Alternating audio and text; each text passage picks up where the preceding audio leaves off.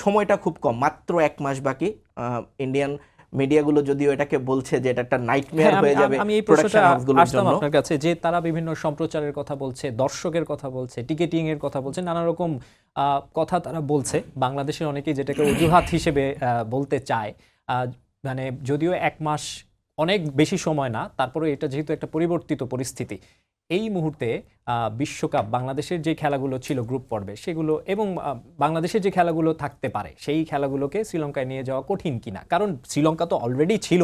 কঠিন, মানে আপনি একেবারে সহজ তো বলতে পারেন না, কারণ আপনি বাংলাদেশের 4টা ম্যাচের জন্য অন্তত 1,22,000 টিকিট হয় আপনি সেল করেছেন অথবা সেল করার জন্য মার্কেটে ছেড়ে দিয়েছেন।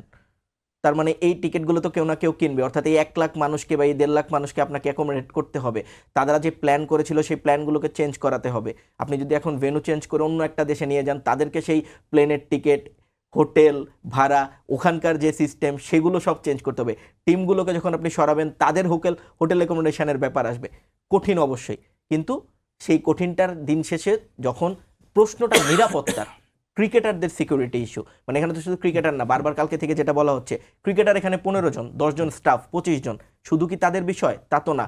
আমার দর্শক যাবে এখান থেকে খেলা দেখতে, আমার সাংবাদিকরা যাবেন এখান থেকে কভার করতে, মানে এই পুরো কন্টিনজেন্টটা তো প্রায় 400-500 লোকের হবে।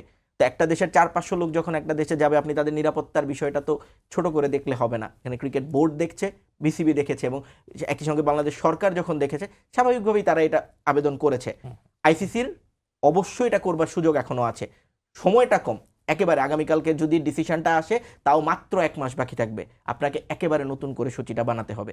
মানে অনেকে বলছেন, খবরগুলো কি আসছে আসলে মানে বাংলাদেশ যেটা এখন চাচ্ছে? পর্যন্ত যে খবর আছে তাতে বিসিসিআই কে বা আইসিসি কেউ অফিসিয়ালি কোনো স্টেটমেন্ট দেয় নাই। আইসিসি বিসিবি কেও কিছু অফিসিয়ালি জানায় নাই, বিসিসিআই কেও কিছু জানায় নাই। কিন্তু ইন্ডিয়ান মিডিয়া এখন পর্যন্ত, আমি একদম স্পেসিফিক করে যদি বলি, ইন্ডিয়ান এক্সপ্রেস এখন পর্যন্ত একটা নিউজ করেছে, আর বাকিরা আসলে তাই সেই নিউজটার বরাত দিয়েই আসলে সবাই এখন পর্যন্ত মার্কেটে যে আলোচনাটা আছে। জয়শা ইতোমধ্যে আইসিসির যারা কর্মকর্তা আছেন, যারা এই যে ব্যাপারটাগুলো দেখেন, তাদেরকে বলে দিয়েছেন সূচি নতুন করে করবার জন্য। কারণ তারা জানেন 4টা ম্যাচকে জাস্ট সরিয়ে ফেললে হবে না, পুরো সূচিটাই চেঞ্জ করতে হবে। কারণ আপনাকে জাস্ট একটা ছোট্ট কথা বলে নেই, আপনি ইতালির সঙ্গে ধরেন ম্যাচ খেলবেন কলম্বোতে, তার 2 দিন পরে তার মুম্বাইতে ম্যাচ, তো এই ট্রাভেলের জায়গাটা আপনাকে সময় দিতে হবে, তাই সেটা সম্ভব না। আবার আপনি ইংল্যান্ডের সঙ্গে ম্যাচ খেলবেন ধরেন কথার কথা প্রেমাদাসাতে, তার 2 দিন পরে আপনি দিল্লিতে বা মুম্বাইতে ইংল্যান্ডকে খেলাতে পারবেন না। তাই আলটিমেটলি আপনার পুরো সূচিটা বদলাতে হবে। এবং আইসিসি, আমার ধারণা আইসিসির যে আইন আছে, আইসিসির সিকিউরিটি অ্যাক্ট এখন অনেক বেশি কঠিন। তাই জয়শা ভারতীয় না কোন দেশে সেটা আসলে ম্যাটার করবে না দিন শেষে, যখন আইসিসি তার আইনটা ফলো করবে।